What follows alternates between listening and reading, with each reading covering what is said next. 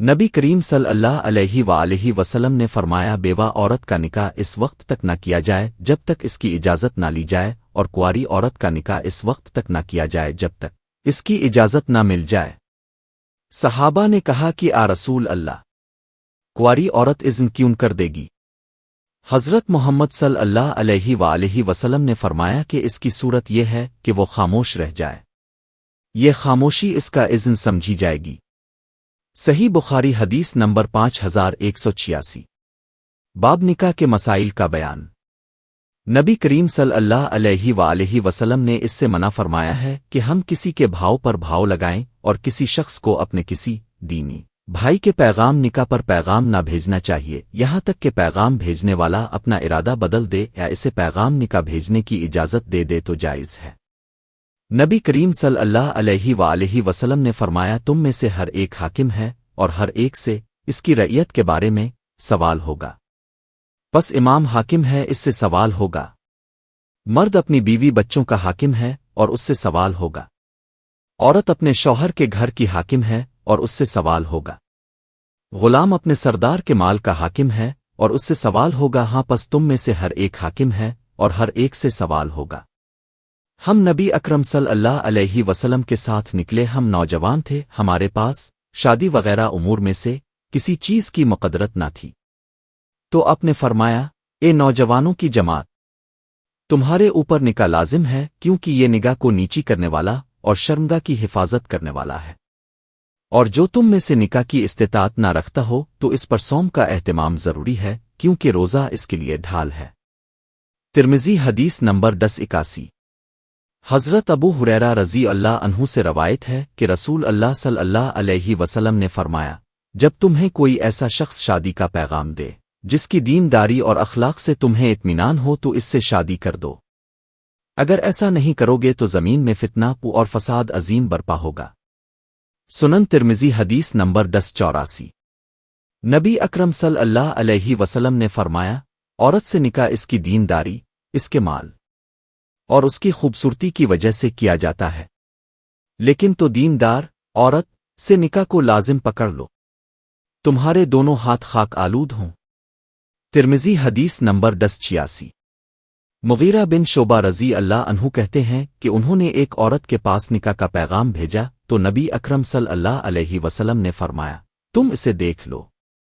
سنن ترمذی حدیث نمبر 1087۔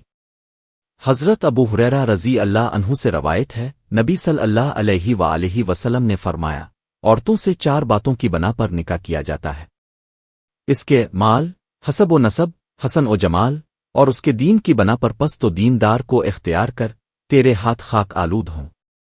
سنن ابو داؤد حدیث نمبر 2047۔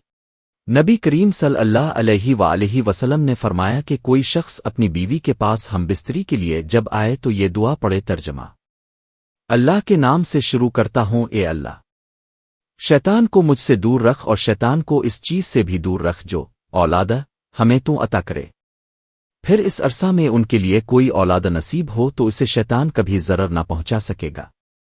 رسول اللہ صلی اللہ علیہ وآلہ وسلم نے فرمایا جب تم میں سے کسی کو دعوت ولیمہ پر بلایا جائے تو اسے آنا چاہیے۔ معلوم ہوا کہ دعوت ولیمہ کا قبول کرنا ضروری ہے۔ نبی اکرم صلی اللہ علیہ وسلم شادی کرنے پر جب کسی کو مبارکباد دیتے تو فرماتے اللہ تجھے برکت عطا کرے اور تجھ پر برکت نازل فرمائے اور تم دونوں کو خیر پر جمع کرے۔ حضرت معقل بن یسار رضی اللہ عنہ سے روایت ہے کہ ایک شخص نبی اکرم صلی اللہ علیہ وآلہ وسلم کی خدمت میں آیا اور کہا مجھے ایک عورت ملی ہے جو عمدہ حسب اور حسن و جمال والی ہے مگر اس کے اولاد نہیں ہوتی، تو کیا میں اس سے شادی کر لوں؟ آپ نے فرمایا نہیں۔ پھر وہ دوبارہ آیا تو آپ نے منع فرما دیا۔ پھر وہ تیسری بار آیا تو آپ نے فرمایا ایسی عورتوں سے شادی کرو جو بہت محبت کرنے والی اور بہت بچے جننے والی ہوں، بلا شبہ میں تمہاری کثرت سے دیگر امتوں پر فخر کرنے والا ہوں۔ سنن ابو داؤد حدیث نمبر 2059۔ جناب عمرو بن شعیب اپنے والد شعیب سے اور وہ اپنے دادا عبداللہ بن عمرو سے روایت کرتے ہیں کہ جناب مرست بن ابی مرست غنوی رضی اللہ عنہ مکہ سے مسلمان قیدیوں کو اٹھا کر لایا کرتے تھے، اور مکہ میں ایک بدکار عورت تھی جس کا نام اناق تھا، اور وہ قبل از اسلام اس کی آشنا تھی۔ وہ بیان کرتے ہیں کہ میں نبی اکرم صلی اللہ علیہ وآلہ وسلم کی خدمت میں حاضر ہوا اور عرض کیا، اے اللہ کے رسول، کیا میں اناق سے شادی کر لوں؟ آپ صلی اللہ علیہ وآلہ وسلم نے مجھے اس کا جواب نہ دیا۔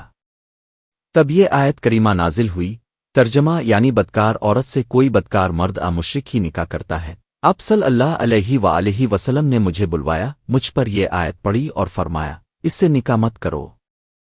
حضرت ابو ہریرہ رضی اللہ عنہ نے بیان کیا کہ رسول اللہ صلی اللہ علیہ وآلہ وسلم نے فرمایا، کوئی زانی جسے زنا کی حد لگی ہو کسی اپنے جیسی عورت ہی سے نکاح کرتا ہے۔ حضرت ابو ہریرہ رضی اللہ عنہ سے روایت ہے کہ رسول اللہ صلی اللہ علیہ وآلہ وسلم نے فرمایا، کسی عورت اور اس کی پھوپھی یا کسی عورت اور اس کی خالہ سے بیک وقت نکاح نہ کیا جائے۔ حضرت ابو ہریرہ رضی اللہ عنہ بیان کرتے ہیں، رسول اللہ صلی اللہ علیہ وآلہ وسلم نے فرمایا، عورت سے 4 چیزوں اس کے مال، اس کے حسب و نسب، اس کے حسن و جمال اور اس کے دین کی وجہ سے نکاح کیا جاتا ہے۔ تیرے ہاتھ خاک آلود ہوں، تم دیندار کے ساتھ نکاح کر کے کامیابی حاصل کرو۔ متفق علیہ۔ مشکات حدیث نمبر 3082۔ حضرت عبداللہ بن عمرو بیان کرتے ہیں، رسول اللہ صلی اللہ علیہ وآلہ وسلم نے فرمایا، دنیا مکمل طور پر متاع ہے اور بہترین متاع دنیا نیک بیوی ہے۔ رواہ مسلم۔ حضرت ابو ہریرہ سے روایت ہے کہ رسول اللہ صلی اللہ علیہ وآلہ وسلم نے فرمایا، 3 قسم کے لوگوں مکاتب جو کہ ادائیگی چاہتا ہو، عفت و پاک دامنی کی خاطر نکاح کرنے والے اور اللہ کی راہ میں جہاد کرنے والے کی اللہ ضرور مدد کرتا ہے۔ رواہ الترمذی و النسائی۔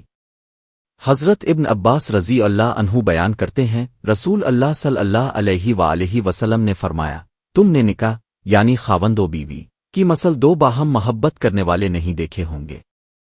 حضرت جابر بیان کرتے ہیں، رسول اللہ صلی اللہ علیہ وآلہ وسلم نے فرمایا، جب تم میں سے کوئی عورت کو پیغام نکاح بھیجے تو پھر اگر وہ اس سے داعیہ نکاح عورت کی شکل و صورت وغیرہ دیکھ سکے تو دیکھ لے۔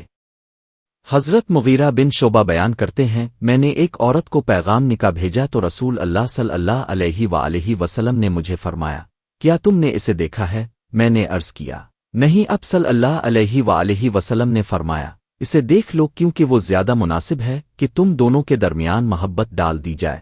رواہ احمد و الترمذی و النسائی۔